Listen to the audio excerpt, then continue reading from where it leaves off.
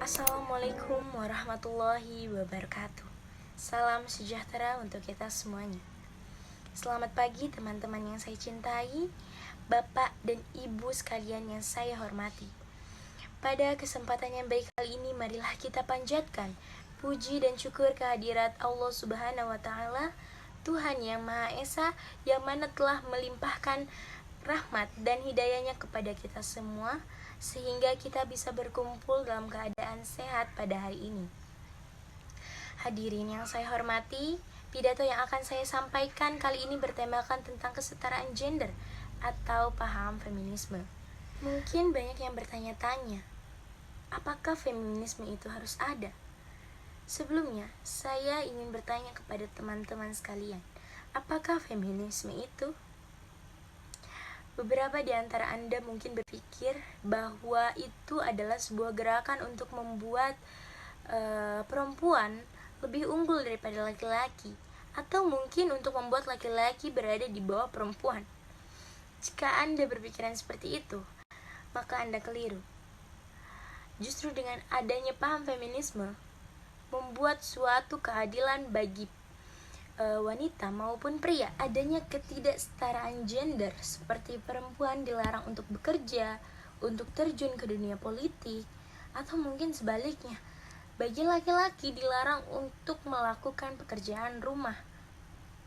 Itu membuat hak mereka, hak kita sebagai wanita maupun pria, itu terbatas. Dengan adanya paham feminisme ini, membuat keadilan, suatu keadilan untuk kita, untuk wanita maupun pria. Dapat disimpulkan bahwa sebenarnya feminisme itu bukan tentang keunggulan wanita terhadap pria, melainkan feminisme itu sebagai ideologi, sebagai gerakan untuk membangun kesetaraan dalam politik, ekonomi, budaya, ruang privat, maupun ruang publik gitu. Dan tidak pernah menjadi ideologi pembenci ataupun ideologi pembeda. Feminisme juga mengapresiasi peran masing-masing selama itu tidak saling menindas antara pria dan wanita. Gerakan feminisme ini pun tidak pernah melemahkan laki-laki, tetapi dengan memperbaiki relasi gender, bukan menguatkan yang satu dan melemahkan yang lainnya.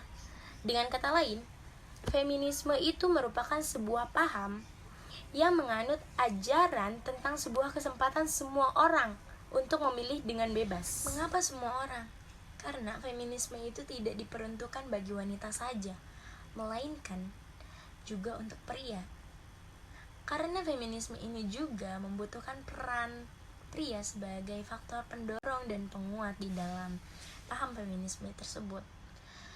Saya bertanya-tanya, kenapa kata feminisme itu menjadi hal yang tabu? Padahal menurut saya, sudah menjadi hak kita sebagai seorang perempuan diperlakukan yang sama seperti laki-laki. Tidak adanya patriarki atau biasa disebut kekuasaan berada di tangan laki-laki. Menurut saya, sudah menjadi hak kita sebagai perempuan bisa membuat keputusan sendiri terhadap diri kita sendiri. Menurut saya, sudah menjadi hak bahwa perempuan bisa terlibat dalam pengambilan kebijakan dan keputusan yang akan mempengaruhi hidup kita masing-masing. Dan menurut saya juga sudah menjadi hak secara sosial seorang perempuan mendapat penghargaan yang sama seperti pria. Ini tentang pria mendukung wanita dan wanita mendukung pria. Sebagaimana Insinyur Soekarno pernah berkata, laki-laki dan perempuan adalah sebagai dua sayap ekor burung. Jika dua sayap sama kuatnya, maka terbanglah burung itu sampai ke puncak yang tertinggi.